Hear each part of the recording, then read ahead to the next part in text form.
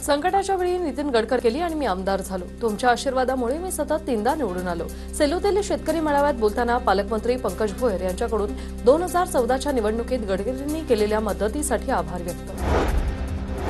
सखाराम भाईंदर नाटकाच्या दिल्लीतील प्रयोगाचं मानधन पूरग्रस्तांना देणार। अभिनेते सयाजी शिंदे पहिल्या 10 प्रयोगांचं स्वतःचं मानधन पूरग्रस्त भागाला देणार। महाराष्ट्रातील पूरस्थितीच्या पार्श्वभूमीवर सखाराम भाईंदर नाटकाच्या टीमचा निर्णय।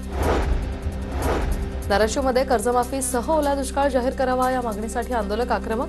जिल्हाधिकारी कार्यालयातील नियोजन भवन सभागृहातील कार्यक्रम बंद पाडला।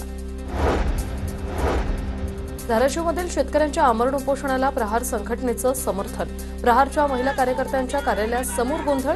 महिलेने जिल्हाधिकारी आणि स्थानिक आमदारांना खडेबोल सुनावले।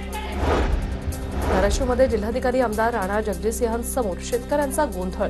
जिल्हाधिकाऱ्यांनी समजूत काढल्यानंतर झाडावर चढलेले आंदोलक खाली उतरले।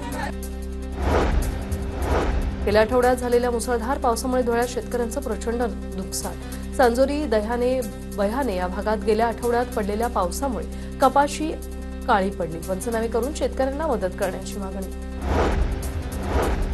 धुळे शहरात काही भागांमध्ये 2 ते 3 दिवसाआड पाणीपुरवठा तर शहरातील नगावबारी परिसराला पाणीपुरवठा करणाऱ्या एमबीआर जलकुंभाच्या परिसरात पाईपलाईन साफ करण्यासाठी लाखो लिटर पाण्याची नासाडी।